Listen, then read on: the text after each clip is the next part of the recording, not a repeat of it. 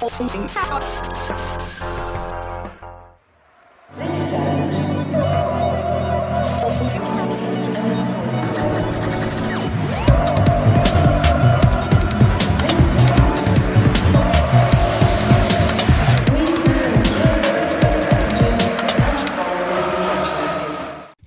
everybody, and happy 2022. Happy New Year from the Blue Monday podcast. We'll still be here. We'll still be here in 3022, here in League One, covering Ipswich Town. Craig Finbow, about where were you stood at midnight on as we went from 2021 to 2022? I was sitting on my sofa actually, having just watched Craig David. Who was it this year? I was watching Hootenanny actually. So Vic Reeves was singing Dizzy as the new year came in, but I just finished watching Adam's Family Values of all things. Very nice. A typical festive New Year film. That was all right. David Diamond, which of your global properties were you in at midnight? Please, if you're listening on podcast, just go to YouTube just to see the look that he just gave me. Dave follows the sun, doesn't he? He starts in Samoa and works his way across the world. Dave's like, it's Sunday morning. He's gone at me 1 minute and 30 seconds. Yeah, just my only Sunday Diamond. That's just my only property. If you're not counting the shed in the garden, I guess. I mean, I suppose it could get a mention. It has got seats in it, I suppose. But no electricity. Zone, so no electricity. So I'm not sure that counts. But no, I was actually similar to Craig. I must admit I hadn't watched Adam's Family Values, but I was. I think was darts on New Year's Eve. I can't remember. I was sitting on my couch watching Hootenanny also. Yeah. Richard, Happy New Year. Where were you? I was with my folks and doing a very socially responsible family gathering. We were all 2 meters apart and we all waved at each other when the clock struck midnight, and it was all very nice, very respectable. Yes, definitely. Although Ed Sheeran did give Town a mention, didn't he? I think, and a spoiler. All those grumpy. Let's say it, all those grumpy men sitting watching Hootenanny going, it's filmed in July, were proved wrong because we know exactly when it was filmed, because it was filmed the day Ipswich were playing Barrow. But there we go. I'm normally working on New Year's Eve, but I got to about December the whatever without a gig, picked a number and thought, if something comes in for that number, I'll do it. If not, I'll stay at home. And would you believe Bedford, I can see out of the window, was lit up with fireworks. I think more money was spent on fireworks. Anyway, there's been plenty of fireworks in 2021 for Ipswich Town. So don't worry, we're not going to go exhaustively, but because we haven't had a game with postponements and whatnot, we're going to do a little year in review. There's been plenty to talk about. You will never get another year like this ever again. This is best. Brilliant. Yeah. So Dave, just ridiculous. And on the 40th anniversary of 1981, we get a year with lockdowns, a takeover, and 3 managers. Absolutely absurd, wasn't it? Absolutely absurd. I mean, I think we started the turn of the year with relative hopes. I think we were pretty much in the top 6, were we still by then? I think we perhaps were just about. We weren't. Not the turn of the year. No, don't think so. No, we must have been pretty close though. Surely we weren't too far away. I mean, if you look how our, spoiler alert, under the new manager and how our season panned out after that, and we only finished 5 points off the playoffs. It must have been reasonably close. Yeah, I think we were about especially after Lambert's you're right. three wins. Especially after Lambert's 3 wins. So I think we still had 7th. Hope there was. Yeah, wouldn't we love to be there now? I think we had some hope, didn't we? We had hope, but this is Ipswich Town we follow, and this is Ipswich Town we follow, and hope is always dashed, isn't it? Unfortunately. And so put the numbers up, Rich, for those watching on YouTube. Well, I suppose, Craig, best goal of the year was probably scored by Scott Twine in the first game of January 2021. But home defeat to Swindon, win at Burton, home defeats to Posh and Sunderland, and a draw with Crewe. Calls for Lambert out, rumours of dressing room unrest. Luke Thomas and I've even forgotten Josh Harrop. Thank you, Josh Harrops. That says a lot, Craig, about a loanee when you cannot remember their first name. Yeah, I think so. And it wasn't he? Speaking about Swindon, wasn't it he? Isn't it him that stuck the shot out of the ground at Swindon away? He had a long shot, and the camera actually followed it all the way and out the ground and sort of bouncing down the street, I think, as well. Yeah, the fixtures there, it's sort of at that point in time whereby we couldn't beat anybody above us, and we're doing okay-ish against the teams below us, weren't we? Which was a running theme under Paul Lambert, who never cracked it, did he?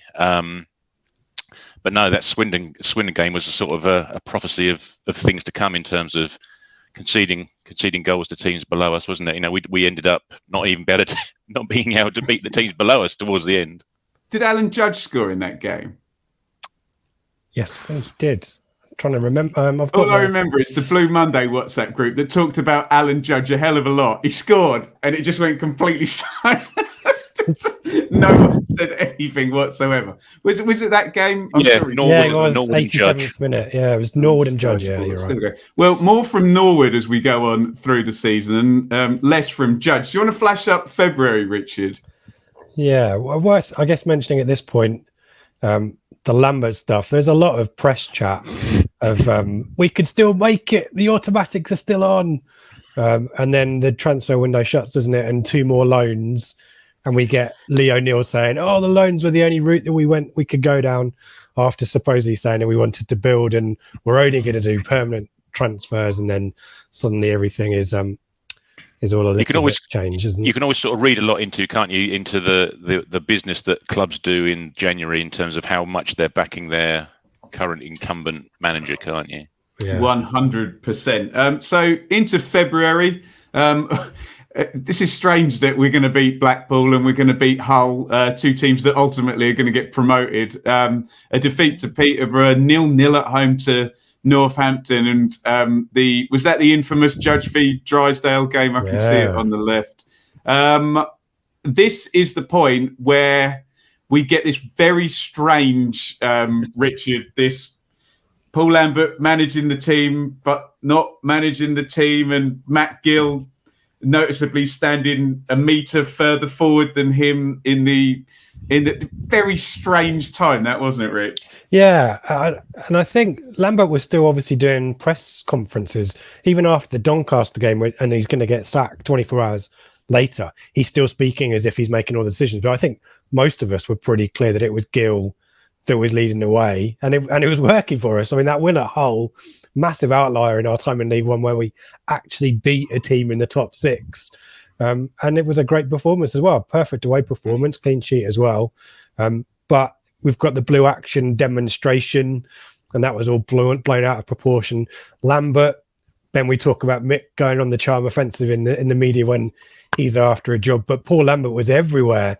He'd done BBC 5 Live, I think, talking about COVID. He said it was criminal that the games are still going on. And then he's on TalkSport with his mate Jim White, isn't he? Saying that there's a meeting with Marcus and all that kind of stuff. It's all a little bit soap opera-y. And by the end of the month, Evans, I think, has had quite enough of it, hasn't he?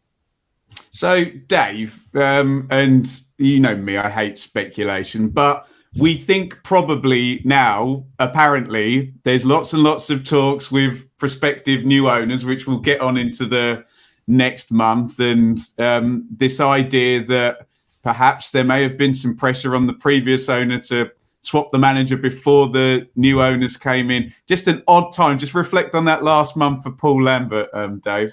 It was a weird time because there was so much speculation, and ultimately typically for Lam and typically for typical Ipswich Town, isn't it? He ultimately goes on the back of three consecutive wins, which is just ridiculous, really. Yeah, and honestly, it can only really happen to us. So obviously the decision was made. Clearly the deal as it turned out had been on the burner for obviously for some time. I know these deals just aren't put together overnight. And then it obviously, when ultimately, spoiler alert, a few weeks down the line, when the deal was finally done, then you leads to speculation of, well, who ultimately Evans got rid of Lambert, but who really appointed, who was responsible for appointing Cook. So yeah, led to a lot of speculation, but just it's so Ipswich Town, isn't it, that after years and a season or two of absolute dirge, that he finally wins 3 games. Okay, the football not great, but he finally wins 3 games on the spin. And he's off. We've got a habit of doing that to our managers, haven't we? Actually, thinking back. But that Northampton game, do we remember that? I mean, that was dirge. 0-0. Yeah. Oh, that was awful. That was just home game against Northampton, who were destined to be relegated, and we couldn't muster a shot. I can't recall a meeting. It was the worst. I mean, just brightened up by what you said earlier about Judge's fight with Drysdale, the ref, which was always box office, wasn't it? Classic stuff. So, but, Craig, with Lambert, and there's been a lot of funny tweets this morning or yesterday morning about 3 years left on his 5-year deal and all of that good stuff.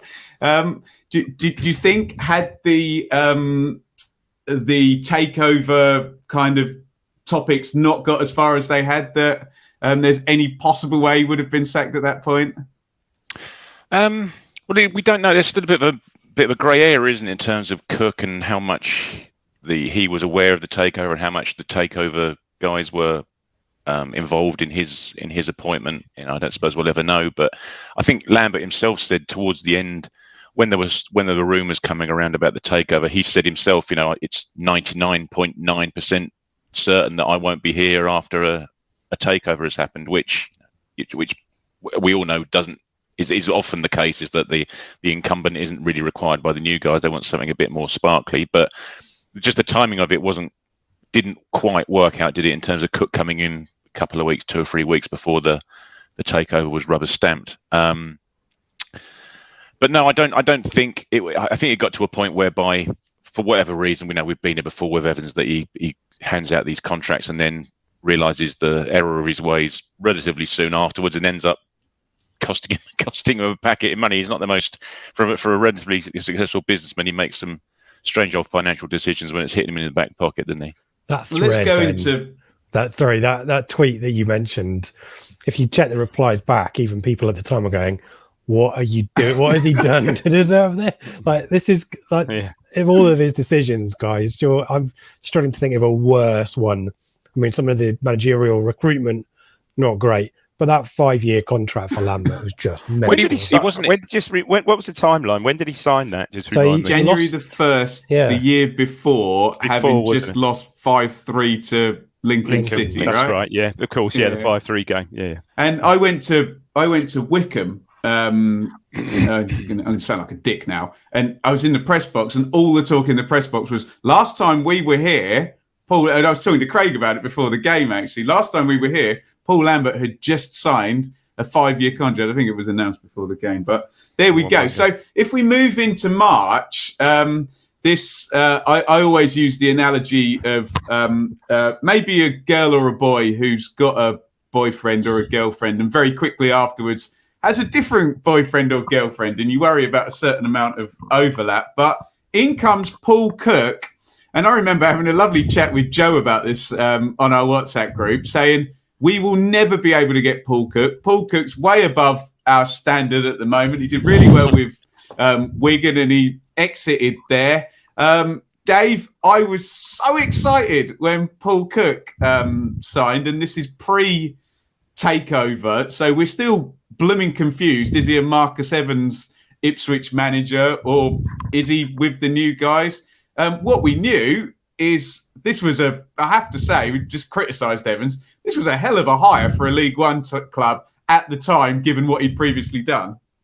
No, it really was, given his track record. I think we all said at the time that he was perhaps the best that was available out there at the time that we could have got, that wouldn't have cost compensation. Clearly, that was never going to happen for the owner at the time. So I think we were all pretty excited about it, given the work he'd previously done at Portsmouth. Obviously, the incredible season that he had, a few seasons that he had at Wigan as well. Walked away when the financial issue kicked in at Wigan, and basically walked away with certainly with his credentials very much intact. So yeah, I think we were more than delighted. We thought, here we go, bring it on. Rich, what were your first impressions of Paul Cook and your expectations, and then parlay that into the first couple of games? I think we all know Rich's impression of Paul Cook. Don't know what you mean. Too early in the morning. I've lost it. I've lost it now. I've been struggling. Out of practice. The brain is too much trying to get my Kieran McKenna down without it being offensive. I totally agree. There was a point, and we debated this quite a lot on the pod. There was the Cowleys, wasn't there? And Paul Cook were the kind of two standout appointments, and the Cowleys went to Portsmouth.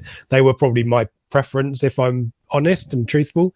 But Cook certainly no sloppy seconds when it comes to the appointment.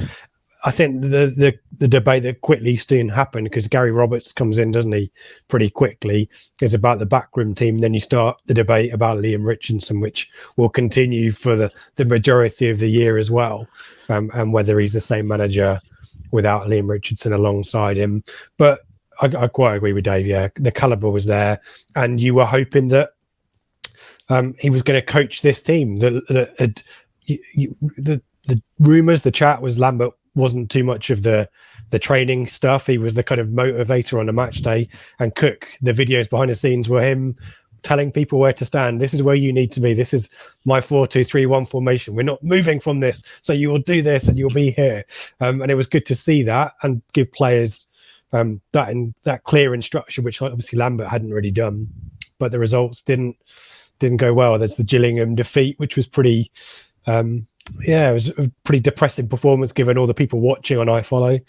And then the Portsmouth defeat, also having taken the lead, was pretty disappointing too, and obviously highlighted the Cowleys versus Cook thing there. But I was hopeful. I was definitely hopeful that here is a coach. That's what we need. But does he need Liam Richardson? ? What say you, Craig? I just enjoyed somebody who was kind of energetic and fun to listen to, and dare I say, inspiring. Obviously, turned out the whole tenure wasn't inspiring. That would be far from the words we would use. But your first thoughts on Paul Cook? I've just looked up. 21st of April, Liam Richardson was hired as Wigan boss.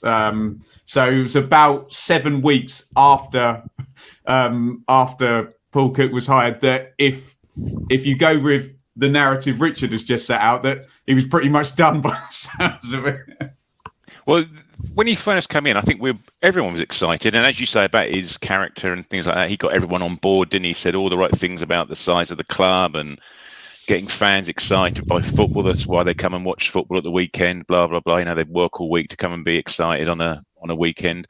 And there was, looking at his history, as you say, Ben, there was no real reason not to expect modicum of success here. And he was asked in his press conferences about Liam Richardson, and you know, without specifically saying it, seemed to indicate that he's going to join in the summer in the close season. You know, I can't say anything. You know, he was sort of went along the lines of, I can't say anything specific about a specific club, etc. Yeah, that's exactly how I sort of read it. Is that, you know, he's going to join, but we can't do it yet because he's still got a couple of months of this season to go with caretaking at Wigan. But as it transpires, he did such a great job at Wigan that it never happened. And I think, you know, not even with hindsight, really, even at the time, people were raising that as a concern, like Rich said, that, you know, these guys that he's bringing in.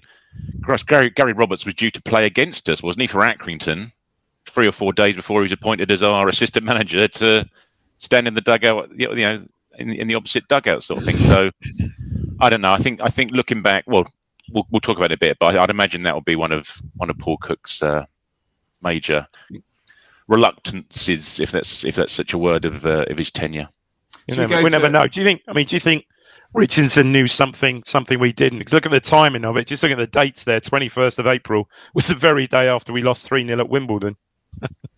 It's worth maybe, yeah. Maybe. No one will know. Dave, I always go by the logic that if ever I see someone in life get an opportunity and it's like they're going to back themselves and they're going to go for it, I always think that overrides everything else. A chance to go and be a manager Wigan had money coming in for salary with the new owners. So I just suspect his priorities changed. And you Dave, you would never criticise anybody for going for it in life, would you? Of course you wouldn't. No, absolutely not. And look, he's obviously been proved right. To back it. To back himself. Well, at this moment in time, we're gonna fly, aren't they? So yeah. But I think Cook. Yeah, to me, it must be a huge factor with Cook. What Cook didn't achieve at Ipswich, and you would think, looking at what Richardson as a coach has achieved at Wigan, it doesn't take a lot to put two and two together there, does it? Clearly, we would think the missing link there. And I wonder whether you've been number two for Paul Cook for quite a while. Paul Cook's got quite a kind of good PR and quite a good reputation out there. He's the push out. I'm not saying this is the case with Richardson, but there's definitely times, and I'm sure we've all had it as human beings, where you are putting in a shed load of work and someone else is. We've all worked for managers who have taken the credit for our hard work. I'm not saying that Richardson was kind of had negative feelings towards Cook on that, but there's definitely a case of I want to prove that I'm the kind of the goods in the back of the shop rather than the stuff in the front window. And as you said, Dave, he's proven to be the case, hasn't he? And they're looking really good. More often than not, I think it's the partnership, because we had the same things with Norwich fans telling us that their two Premier League finishes halfway up were all to do with Ian Culverhouse. And when I retorted, okay, what's he doing now? Everything tended to go very quiet, didn't it? That is true. Yeah, totally a little bit different level, yeah. Yeah, but no, you make a perfectly fair point, Rich. Right, shall we go into this ridiculous April, which will go down in infamy for many, many reasons. So 7th of April is the date that the takeover finally took place. And it all got a little bit sort of wibbly wobbly for a while, with people kind of thinking, is this actually going to happen? There were lots and lots of rumours beforehand. Is that going to appear on the screen, Richard? Yeah, so I just wanted to precede the takeover stuff with Lee O'Neill coming out and definitively saying there is no takeover bid on the table. And that was a similar time where he said the managerial search will take as long as it needs to take, and it will be very exhaustive and extensive. And suddenly Paul Cook was within 24 hours appointed. And then suddenly this takeover suddenly intensifies with the land searches as well. So I just wanted to start with that. So yeah, the text for April news has got very small.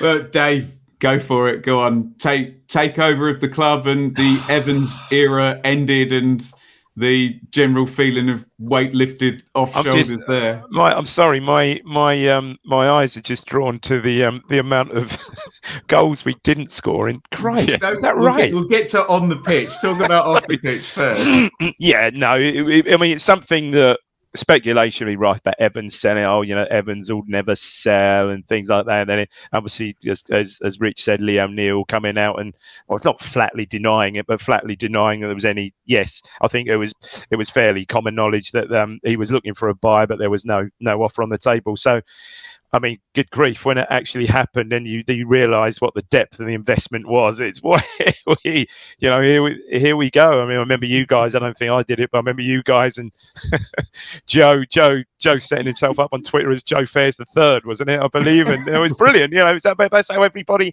that was the overall feeling, was it? Absolutely fantastic. And for some reason, talk about new manager bounce, we didn't quite get the new owner bounce, did we either? Very much not. But yeah, just almost a breath of fresh air, a totally new regime.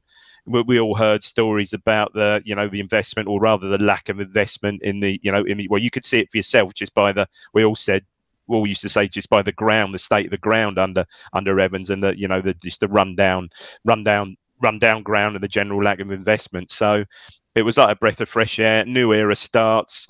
Me being very old, dyed-in-the-wool town fan, would hark back to, the Cobbolds will be turning the great. But look, that's football now, and it's big business now, and that's how football goes now. So generally accepted and welcomed, obviously, by all. Unfortunately, Craig, there are few different things at play here. Psychologically, didn't work. I.e., here's a new owner, here's a new manager kind of wedded to a new era. here's a squad of players that kind of feel, I don't know what the right word to use is, that maybe they're about to be bombed out and surplus to requirements, insecure, surplus to requirements. And needless to say, the management of, don't want to go all kind of woke and bohemian, but the management of people's kind of emotions and the psychological side was just a complete failure. And you had such a disparity between new owner, new manager, current players, and with disastrous results on the pitch. Craig, just fell apart, didn't it? Yeah. The proof is in the pudding, I think, when it comes to Paul Cook's maybe touchy-feely management style. As Rich showed up there in the results, forgive me, I don't remember any of those bloody games. Did we seriously go? I didn't even remember Josh a... Harrop's first name. So there we go. Sorry, seriously, we went 6 games without a goal. Seriously, I remember what I'm close to breaking a record. The thing is, as well, because they were all on telly, weren't they? They were all on iFollow, so you just basically had the same routine where you just logged onto your iFollow and watched us plod around a pitch for 90 minutes. And then, Craig, you get the notification about the goal just before the goal went in, and you sat there watching a Wimbledon corner going, no. There's been a goal, right? Who's going to make the mistake leading up to this goal? It was usually Joe. Well, that's bollocks. Oh, no. Here it comes. Oh, if you can't laugh, you'll cry. And Richard, I love a bit of shithousery and childishness, but Paul Cook ignoring all the players and refusing to even look at them when they went off the pitch. Oh, when you look back now, just mental, Rich, wasn't it? It was, I quite liked it at the time.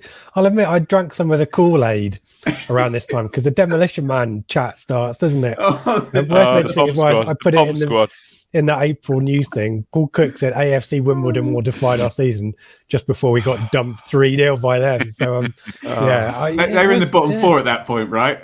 Yeah, they were struggling. It was in a week, so it was Northampton 7 days apart, wasn't it? Northampton away. Rochdale went down. Ultimately, didn't they? We couldn't score against them. But yeah, it did become kind of a marked thing, like that Cook would just blank the players, and then Dyer came out, didn't he? I think Shrewsbury, which maybe is the start of May. He's in the dugout, and he rips them a new one as well. So the current squad, to your point, Ben, psychologically have had an absolute bollocking, haven't they? They've been called out in front of the media, and then we start releasing people, don't we? The 6 players get released, I think, in April. We know that Judge isn't going to play again, and it's the demolition. I think Josh Harrop, when he got that red card, I think they literally said, "Mate, don't even get changed. In your kit, straight out, call an Uber."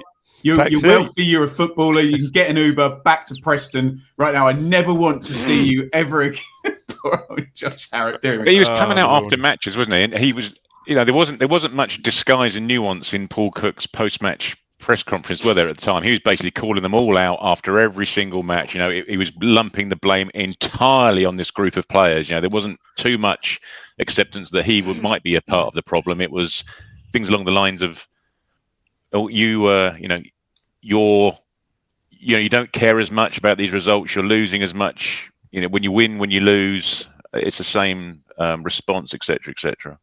And to be fair to him, Dave, just to defend him, it is a pretty unique situation to be in. To mitigate across, and we do get very quickly into Neil and David Brent and the Swindon lot and the Slough lot being put together, but he made a right dog's dinner of the he knew what was coming, so clearly he'd spoken to the new owners at length about the new owners, about investment of the summer, and clearly he'd got the green light from the new owners to basically clear the decks, well before the end of the season. That knew what was happening. So from that point of view, he was coming from very much a position of strength. There wasn't going to be any player revolt because they weren't going to be here. So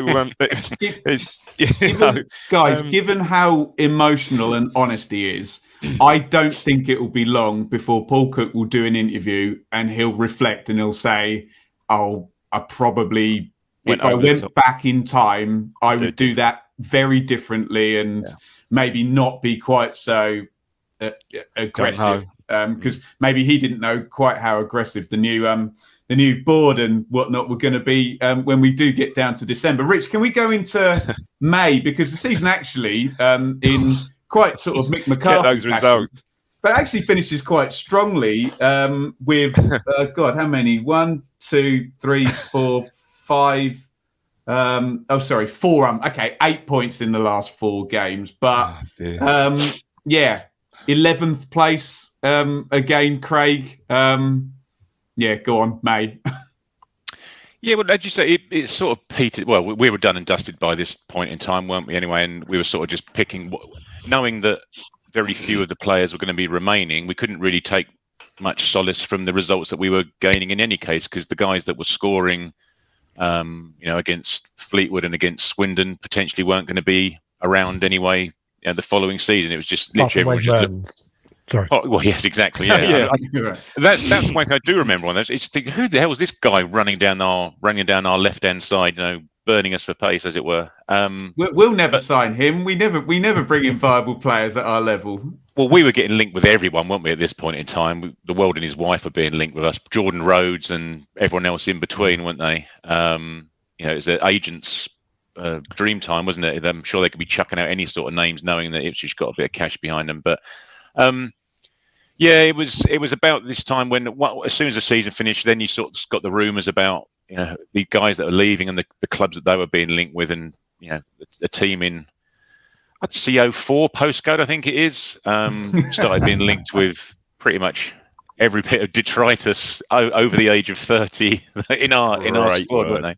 Rich, it was just nice to get it over with, wasn't it? Terrible results, and we think. A new look club next season.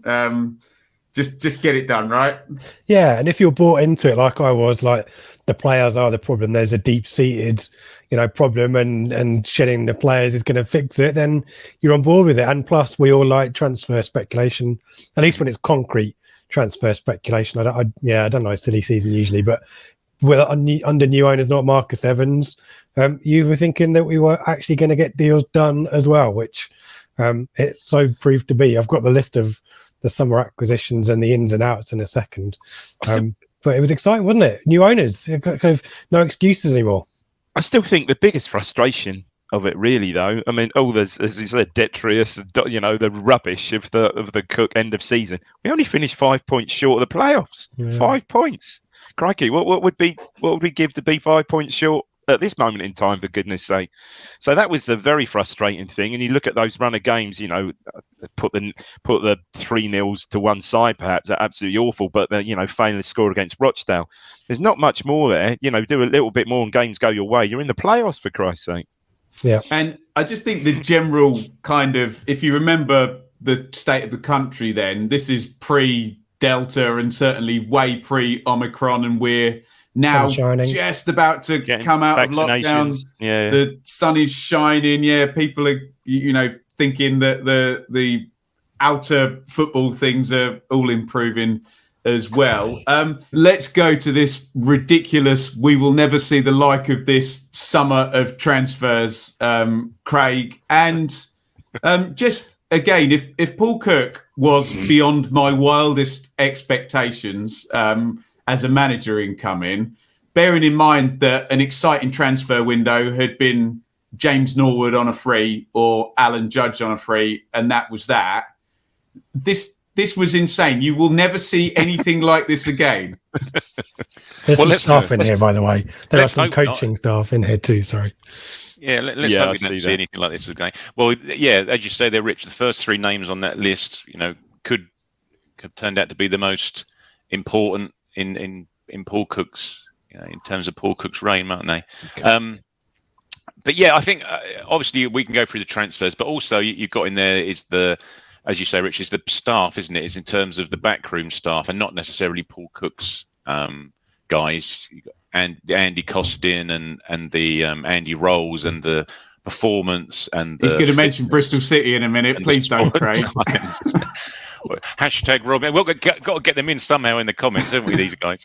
And obviously the guys that went out pretty much all went out in one hit, didn't they? Certainly the guys that are out of contract, but the guys that came in we're in dribs and drabs, and obviously Wes Burns came in first, I think, swiftly followed by Lee Evans, wasn't he? Then you had the young guys come in, Harper, Edwards a little bit after him, but we sort of, to my eyes at least, seem to be getting the right sort of mixture in terms of players who've played League One football, who aren't going to be spooked by it or unsurprised by it. You know, Wes Burns, Lee Evans, Joe Piggott, Scott Fraser. These are all guys, excuse me, Connor Chaplin to a certain extent, that they know League One. They're not going to be surprised by getting kicked in the shins in the first 30 seconds of playing League One, you know. So in terms of a balance, we were getting players from Plagkey, Richard's favourite, highly rated in League Two. So we weren't only investing players like Connor Chaplin, who'd done it before and were marquee signings. We're also getting ones that are up and coming through the future.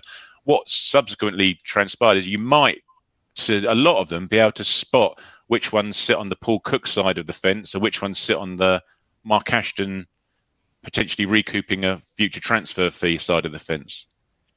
Yes. But Dave, Craig has mentioned the, sort of League One ready players and the, possible, say a Cladkey up from League Two.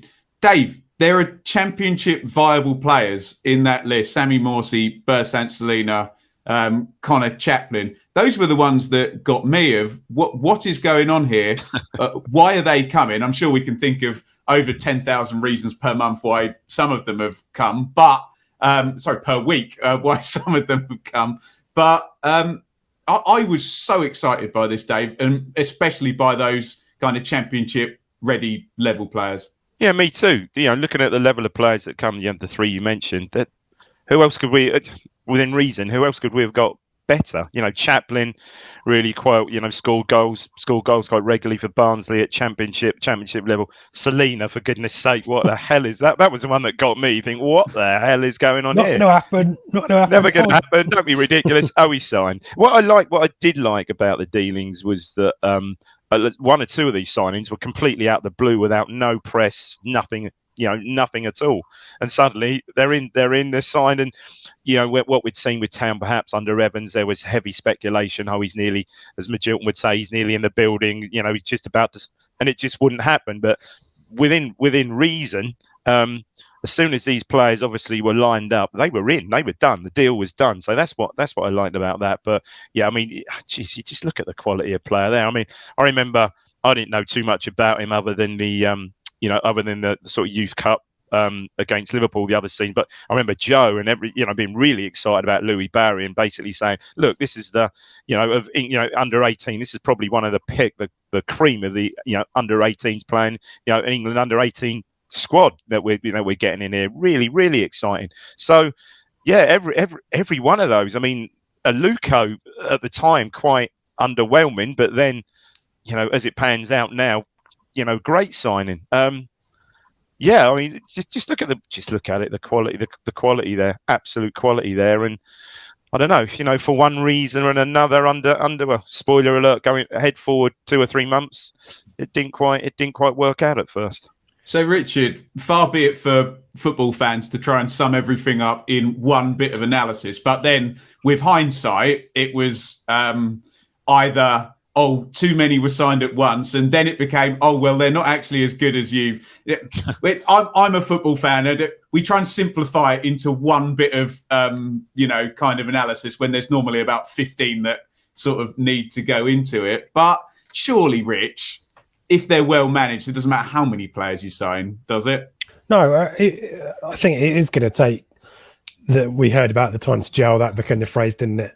And that's true, isn't it? All of us have gone into new jobs with teams of people that we've never known before. And day one, we are just not productive. We know what probably we have to do in our specific jobs, but as a kind of unit and reliant on other people, it takes time to figure people out and to have that trust. So that wasn't a surprise.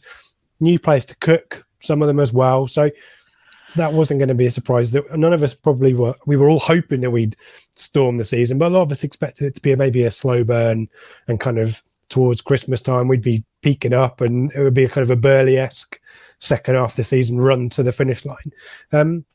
But to your point, Ben, look at the players that left and have gone on to have really good seasons so far. You know, Cornell is, I think, now number one at Peterborough, perhaps because of extenuating circumstances. But Andre Dizelle, you can tell us all about him. Peterborough are rubbish. Okay, but he's playing in the he's in playing the at a level higher than anyone in the Ipswich squad. I agree exactly with you on right. that. You know, and you look at Dizelle at QPR and Downs at Swansea. You know, Jason Dizelle is in there as well. I was just looking for Andre Dizelle. He's in the middle. Jason Dizelle was a coach, obviously, and he left. But you know, even Aaron Drinnan down in with Leighton Orient scoring goals for fun in League Two. So the idea that this squad, and we talked about that Cook jettisoned, were all useless. I think that's something that I learned is, you know, sometimes players are wrong place, wrong time, wrong situation, as the theme tune goes to Minder. So is it Minder? Durst? Yeah. Wait. It's the one. Yeah. So I think we were expecting a slow burn, but not this slower burn, as it were, with those players. I think you can see, but if you look, I appreciate people who are listening might be able to see, but if you look at the list of players that joined and the list of players that left, it's undisputable that it's an upgrade, isn't it? You know, as you rightly say, Rich, you can pick out Dizelle, you can pick out Downs, you can arguably pick out James Wilson. In terms of Cameron Burgess being his potential alternative, but if you sort of try and work out who's replacing who down that list, then you can't really argue that it's quite a significant step up in some of those positions. Yeah. But David, we go into the new season, and the first couple of months just sort of riddled with this idea that this team was going to be able to just outscore and sweep away other teams. And then this kind of realization that for all the quality on paper, that perhaps there wasn't enough in the way of caution tactically in terms of, and we've seen lots of ridiculous observations about divine rights and not respecting, leagues and crap like that, frankly, written about the club by people with, I think, maybe a bit of a, sort of sideways look at the club. But I think there was some sense that they did sort of underestimate the defensive side of the game, particularly under Cook early on, Dave. I think so. And it was just the frustrating thing, I think it must have been for Cook, that the majority of that was individual mistakes. So, you go back to the Morecambe game, I guess you go back to the Burton game, the missed penalty, you even go back to the Cheltenham game, the Bond miss at 1-0, for goodness sake, So I think the frustrating thing for not for only just for Cook, but for everyone, it was just down to individual mistakes. Yeah, Rich is quite right. The whole gel thing, yes, of course, with such an upheaval and change of personnel at the club, it was gonna obviously take time. And I think everyone to a man would agree that the quality of football was much better, but it was just certainly in that first month, the individual mistakes were just absolutely, and it just seemed to be, it was just so typical that every individual mistake we were just being royally punished for as well. Ben, was in your question, sorry, just to flip your question back, just to drill into it a little bit, because is your point that with all of that change, with all that influx of new players, Cook effectively went to his desired system and style of play straight away? Like day one, it's fullbacks, you bomb on, centre backs, you need to sit and drop in when they bomb on. And obviously the team was still figuring out their who they're playing alongside, where they need to be, who's going to do what. And am I alluding into your question, the thought whether Cook may have tried to do too much too soon and should have tactically kept it simple for them and then evolved? Is that what you're kind of getting to? That's exactly what I'm saying. Yeah, your interpretation of it is totally bang on. And again, we're sitting here with hindsight, all acknowledging that Paul Cook knows way more about football than we do. But in this situation, knowing what he knows now, having been fired, seeing all the goals that were conceded, it does look very much like there needed to be a second side to his coaching, which was, I hate the term a plan B. You know what I'm saying. But as part of his plan A, this idea that we're going to get to this point, and we might get there in April, or hopefully we get there in December. God forbid we might even get there straight away. But if we don't. And Craig, you've kind of got to admire his confidence, because he didn't care, did he? It was like, we are going to get there. We'll start winning, and away we go. But there was never any, right, the number 10 is going to be a number 6. We're going to drop in, get tight, get behind the ball, give me 45 minutes tight, feel this one out, and then we're going to, like Richard says, then those fullbacks forward. Then we're going to bring one of our 18 number 10s off the bench and attack the game in the second half. But we can go round in circles in our parallel universe, Craig, about at what point would that have happened. I think it would have happened, but obviously not soon enough for Mark Ashton. But sorry, I'm rambling on now, Craig. But what's just your thoughts tactically on that lack of caution, which probably would have saved Paul Cook's job, wouldn't it? Yeah, well, I suppose, I think, as we've said, we don't know. We don't know what he's thinking about. But I just wonder where we thought, this is, without changing too much too soon, this is the formation I've always played. So it's simpler for me to coach these guys to play the formation that I've always played. And in theory, I should be half decent at coaching and drilling these guys to do.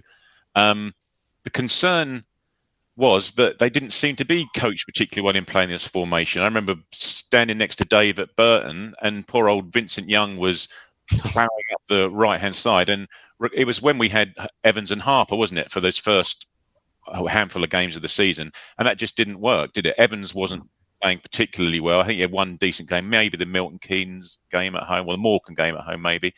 But apart from that, he was pretty quiet.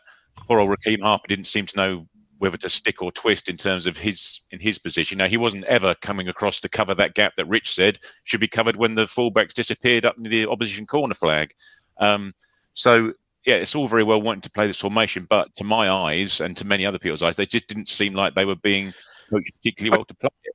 Also, I think injuries did have a factor in it. If you look, moving on in the tenure about another month or so, he lost, and obviously he signed Coulson, who I think would have possibly been the answer to certainly the left. He seemed to have given us more on the left side there, but he was out long term. Ultimately, Burns was out long term as well, wasn't he? So I think that scuppered him a little bit. And he's also coming out and saying, wasn't he? Sorry, Rich. I was just say he's also coming out after games and saying, I'm having to make substitutions because players aren't fit. Well, I'd rather be making substitutions in the attacking third of the pitch rather than the defensive third of the pitch. So there were various excuses, shall we say, coming out after the matches as well. And clearly, the big one was obviously Morsey coming in. I mean, he'd been sort of almost bigging up that signing for weeks, hadn't he, really? And again, speculation there. And again, I think we all thought that was another factor, wasn't it? I think we all thought, well, he's not going to come down. He's not going to come down and play, and play for us. But yeah, I remember he signed after the Bolton game, didn't he? Yeah, and there was some sense then of... No, suspended, wasn't he? Of course, he signed in August. Yeah, of course he was suspended, wasn't he? Yeah, I just stand up for him? That was never a red card. That was against... I can't remember. It was against... I can't remember. Preston? No, it's too soon for that, wasn't it? But anyway, there was some sense then after the Bolton game, Richard, that forget the eye test, but the results did push then towards the 2 points per game for I think like 8 or 9 games at some point. We got the big outpouring against Doncaster. Obviously, Doncaster having a very, very, very poor season, and it did look then like this gelling. This clicking, even if it wasn't, and I know Dave's very big on the eye test and he'd rather tell me what he saw rather than look at a load of numbers. But on the pitch, the results did start moving forward, Rich, didn't they? Yeah, I mean, there is in this run in September. I mean, Bolton was the peak of Paul Cook's tactical ambition being highlighted for everyone to see, because Bolton just crossfield past diagonals over the top of the fullbacks, and Affeline and others just swept in, didn't they? And that was a very chastening afternoon. I'm using words like detritus just to outcompete with Craig. But I mean, there is some fortuitousness. There we go. There's another one in some of these results as well. Lincoln seemingly had a pretty decent goal disallowed for offside, and that would have been a draw. Obviously, Bond's instinct, skullduggery, sneak a point where there shouldn't really. We were huffing and puffing against Sheffield Wednesday. Even Doncaster, there was a point at the start of the second half where we really fell away. And if Doncaster had scored, you wonder how that game might have ended up. And in the end, quality told in terms of individuals. And there is, there's a hat trick for Evans, some good contributions by Salina, who is, is a player that Doncaster can only dream of attracting there. But you're right. I think there were that maybe Bolton was a bit of a back to the drawing board kind of situation, but a lot of the mistakes that we talked about were sorted out. Walton coming in for Hladky, I'm like a broken record, but there was some poor goalkeeping in there, and Walton comes in and it provides a lot more solidity there. But I think the luck was starting to go for us, is probably how I would summarize September, to the point where into October, if I wind things on, suddenly there are credible performances in there, aren't there? There are some bits and pieces there that we prefer to forget, but there they are. You can see them in the middle of the month there. There's the big win against Portsmouth, for example. But then if you go, sorry, Benjamin, if you go back to the end of September, that bottom right figure league position, we were 19th, despite a slight upturn in results. That's ultimately that August and early September is what's hamstrung us for the rest of the season, isn't it? True. Can't give away that many points. Yeah. So this period essentially is the key one now for Paul Cook, Dave, because this is the period, October, November. He's going to get fired in December. This is the period where it starts to gel and moves forward, but then drops off, and it's that drop off that kills him. And honestly, Dave, I don't know the date of the Wycombe game. After that Wycombe game, I was absolutely buzzing. When you go to the footy and you literally can't stop thinking about it afterwards, even if you've got a 3-month-old daughter at that point, all you're thinking about is this amazing performance by your football team. And I Dave, honestly, after that Wycombe game, I came away and I remember just speaking to all you lot saying, that's sorted. If they play like that most weeks, they're probably going to get above high 80 points and probably going to finish automatically. And then it dropped off again, didn't it? I still say Wycombe, did we get a little bit lucky again? No, look, second half, brilliant. We blew them away, didn't we? But I know I mentioned earlier about the Coulson injury, and I think we have missed him on the left side, but kind of got a little bit fortunate there. Fortunate with the lad got injured, that then Burgess came on, and that clearly just dealt with their physicality, because for the first 20 minutes we were just being bullied all over the park in that game, weren't we? Absolutely. And they went one up, and I just thought we're going to get absolutely steamrolled here. And then they sort of seemed to drop off, and then obviously Coulson going off, Burgess coming on, I think gave us that physicality to get through that game. But I think obviously then you lost Coulson, and then ultimately after that you were going to lose Burns pretty much immediately, was it, for 6 or 7? And I think that's really I mean, we just see how Burns, it's been back 2 games now, Sunderland games, his first game back for 6 or 7 matches. You see the difference he makes, and I think we've certainly missed that on the left side. I think Coulson would ultimately have been the answer, but we've just never really seen enough of him. But it was just so inconsistent, wasn't it? We would just take, like you said, Wycombe was such at a level there, and it was just a drop from a big drop from week to week. I mean, we'll get on to December. Probably the biggest was probably was it the Wycombe? It must have been the Wycombe game, wasn't it? The Wycombe game, and then the very next game was the Barrow. Did it go from Wycombe to Barrow? I can't recall. We played Oldham after the Wycombe. Yeah, let me skip it on there. Just to skip back to sorry, not Oldham. I meant Oldham, the Cup. Yeah. Sorry, not Barrow. Just to skip back to that Wycombe, because the games before that you could see, because as you're saying there, Dave, about a crap performance following a good one, we had Accrington after Doncaster, didn't we? Just going back to the beginning of October. Yeah, true. Good point. But then after that, during October, it started to build. We beat Shrewsbury. We should have beaten Cambridge. We beat up Portsmouth. We beat Fleetwood. We shouldn't have lost down at Plymouth. No, and there was momentum building. And then, as you say, Ben, we're reaching crescendo time against Wycombe away, and you thought, well, this is it. We have actually got some momentum now, and we're starting getting the results on the back of it. The only way is up, and then nothing. And then the goals dry up, don't they, as well? Yeah. And Burns is part of that, maybe, Dave, to your point. Oh, absolutely. Because look at the opportunities Burns was creating for Bon. I mean, I don't quite know what his assist was to Bon, but maybe not. If he was assisting, he was just creating havoc down that right side, wasn't he? Which certainly where I sit and Craig sit. You just see the home games. I mean, the amount of times he would certainly.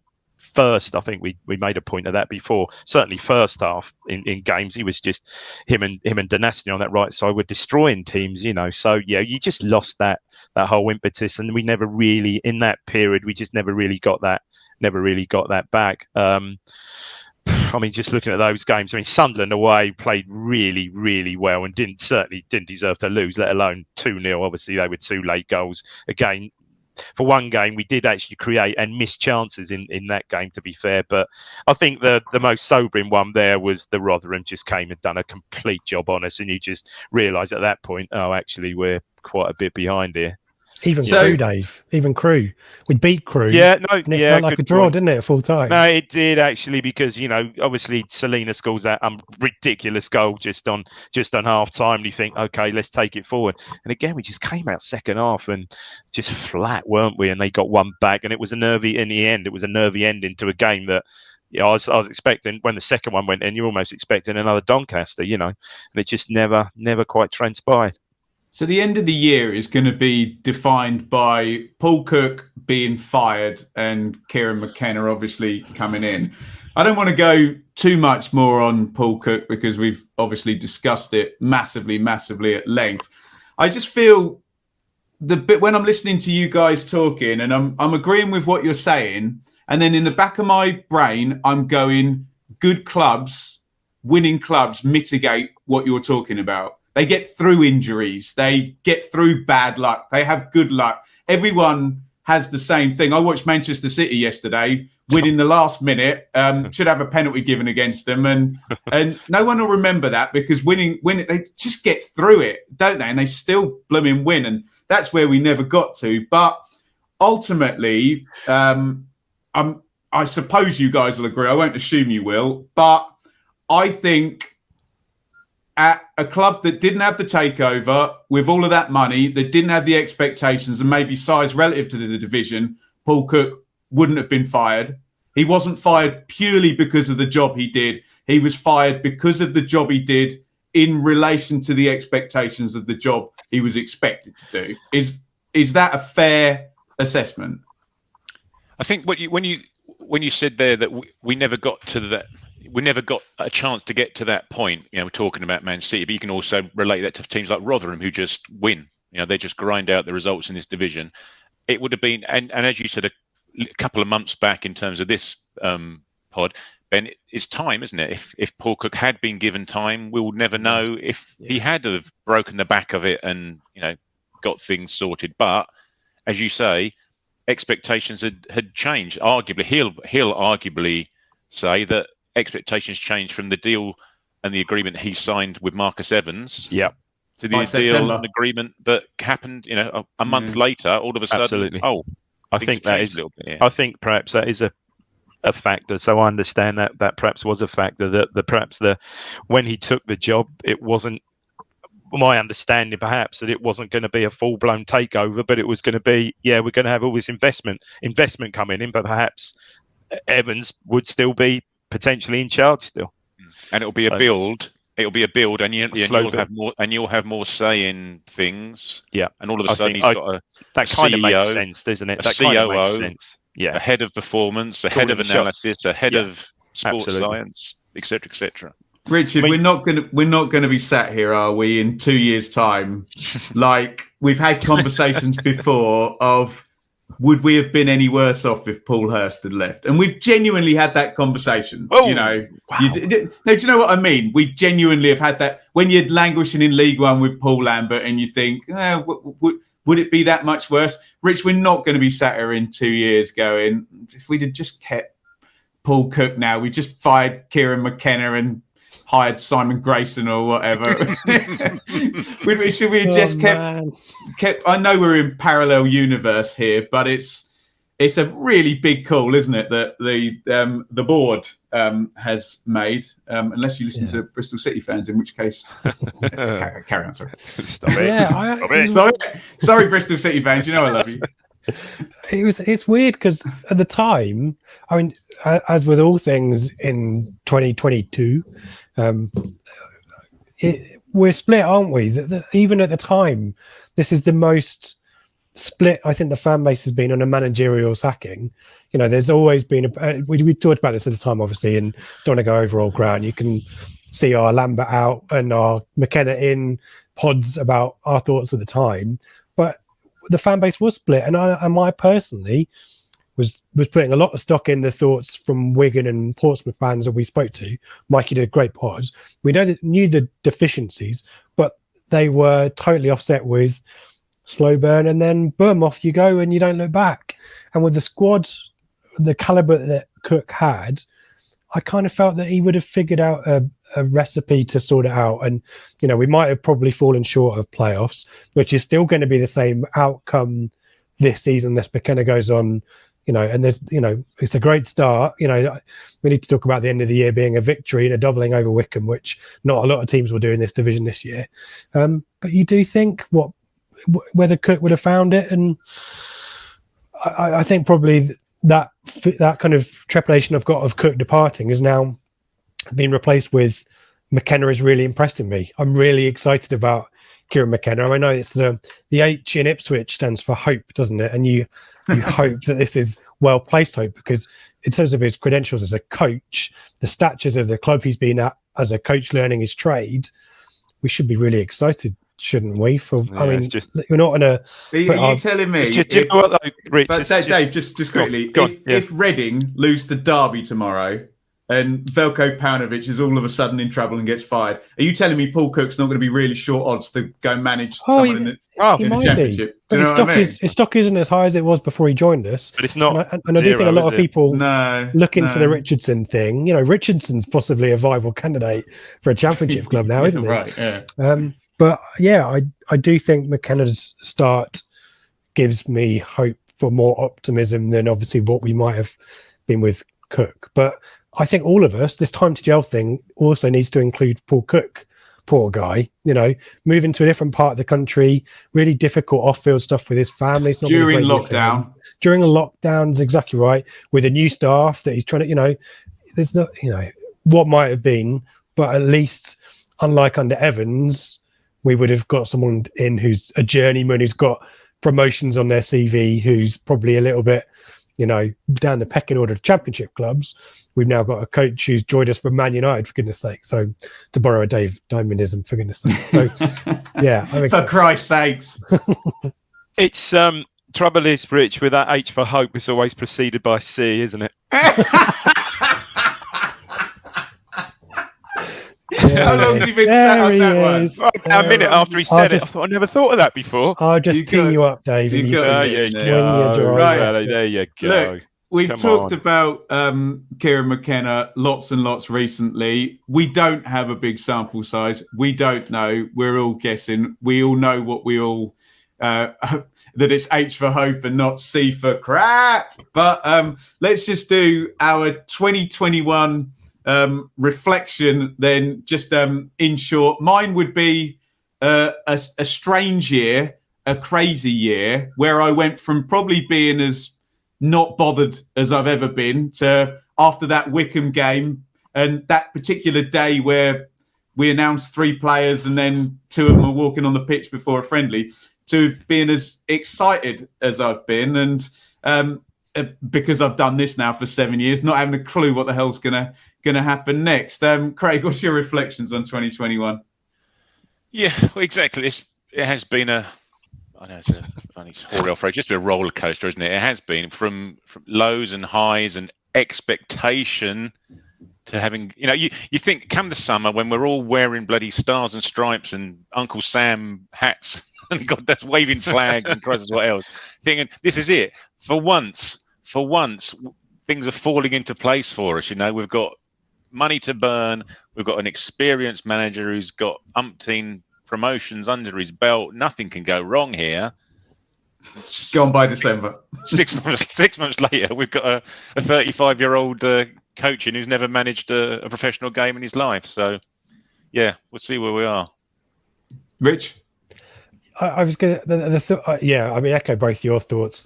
I think very simply, my thought is you can replace an entire board of directors, backroom staff, coaching staff, and playing staff, and still we'll find a way to Ipswich something up, won't we? And end up being mid-table in League One. So some things change and some things don't, and hopefully 2022 will be a year of more positive change. But I think we've said that every year on the pod for the last sort of 4 or 5 years. I can't imagine. Sorry, Rich. I just can't imagine we said that after this time 2 years ago when Paul Lambert had a 5-year contract in his back pocket. I don't agree with it, but I have to go along with it for the fans of on the hour. Yeah, Dave, whatever. I think Rich is right. You could almost add Ipswich in the Oxford English Dictionary as a noun, sort of to nose things, to nose things up. Yeah, I mean, seismic. I mean, absolutely mental year. But I think I certainly said, look, going back to before we pointed McKenna and all that 2 or 3 week speculation, I must admit I wanted someone to come in like for instance, like a Warnock or someone like that, to have a real go at it and see if we could have a big push for promotion. This for me, okay, that's never going to happen, but this for me is the next best thing. Brilliant young coach coming in, and what heartened me most, I think, about the end of the year is the performance against Wickham. And Rich said earlier, Rotherham just a brilliant knack, not brilliant knack. It's not a knack, is it? It's ingrained in, and they know how to win these games. They know how to win these games ugly, and that was a classic game the other night against Wickham. Narrow 1-0, quite nervy, quite tense, but we saw it out. How many games over the last 2, 3, 4 seasons have we seen games out like that? Okay, it's his very first game. You don't know, quite influence there, but if it continues like that, very, very high hopes, and like Rich said, exciting times. I think very much so. Unbelievable scenes. Let's just quickly go round once. It can be personal or for Ipswich. New Year's resolution for each of you. Craig Finbow. Maybe that needs to be my New Year's resolution. Yeah, I was going to say that. Yeah, Stop butchering your surname. I just New Year's resolution. I'm going to try and go to as many games as I can. This last 2 weeks has really annoyed me. The last 2 or 3 weeks, we know, really got my goat in terms of not being able to go and watch games of football. So I'll be heading off to all of them as far as I can see. But it'd just be nice just to sort of get on the coattails of these two guys, just to see some sort of progression between now and the end of the season. We're not hoping or expecting playoffs, but if we can build on that performance, which is a professional performance against Wickham, it was a clean sheet. We sort of just closed the game down towards the end of it. The flip side of not having many games is another 2 weeks on the coaching field, isn't it, for McKenna and the guys? So I think we've got Rotherham around Easter time, haven't we? Either the Monday or the Good Friday. So we've got a few games to see. If they're the benchmark, let's see where we're at come the middle of April against the best team in the division. It'd be interesting to see. Richard? Yeah, I mean, my personal New Year's resolution, I've 2021 was the year of me moving back to this part of the world that I love and have missed.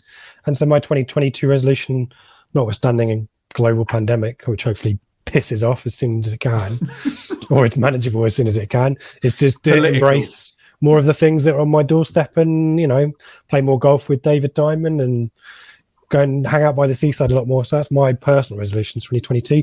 In respect to football, I agree with Craig, it'd be good to actually watch some matches. I definitely have missed them over Christmas, New Year periods. But I think progression, isn't it? It's that steady building that Cook never managed to sort out. That's what we want to see. If we end up 7th or 8th or something like that, I don't think that's an unreasonable expectation. If McKenna can conjure something better up, even better. But I think we're kind of wanting the green shoots, the proper green shoots, which we've talked about under Hurst, definitely talked about under Lambert. Proper green shoots, legitimate. We can point at them. Those are green shoots for next season. David Diamond. Yeah, I absolutely agree with everything Craig and Rich said about the footy. As far as personally, obviously playing more golf with Rich, clearly. But Granddad. obviously got that coming up. Personally, I wanted to eat more healthily, and that went out the window yesterday. Queue for an hour at Aldborough for a large cod and chips, and by the time I got to the front of the queue, I had to have a large battered sausage with it as well. Hey.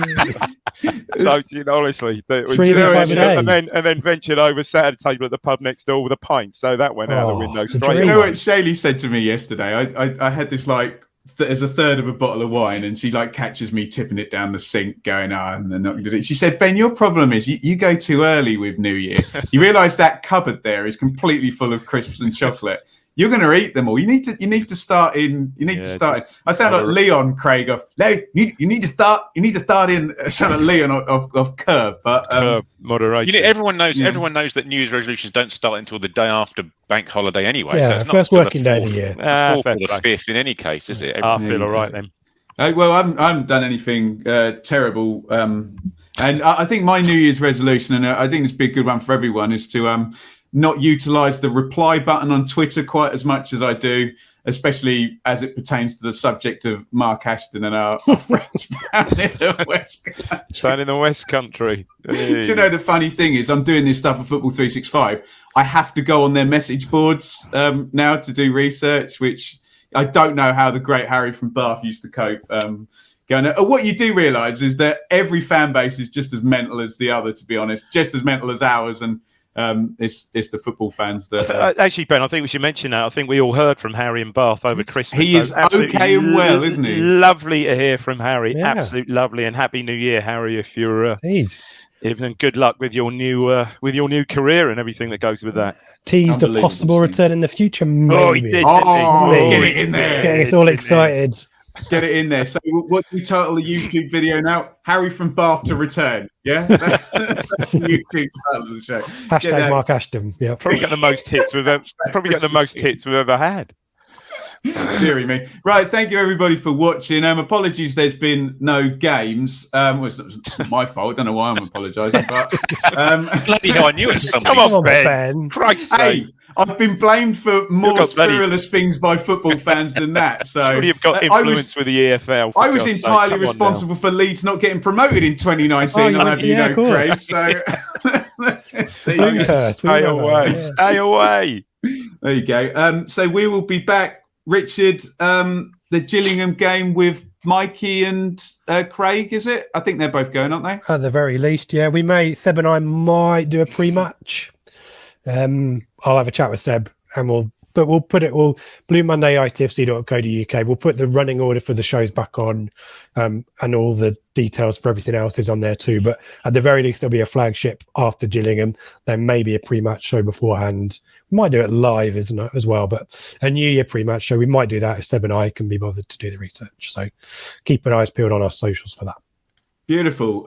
But we look forward to another lovely year of maybe some hope and maybe some crap, and let's hope some more hope than crap. Say goodbye, Craig. Goodbye. Say goodbye, Richard. Bye, everyone. Say anything you want, Dave. Goodbye, everyone. Happy New Year.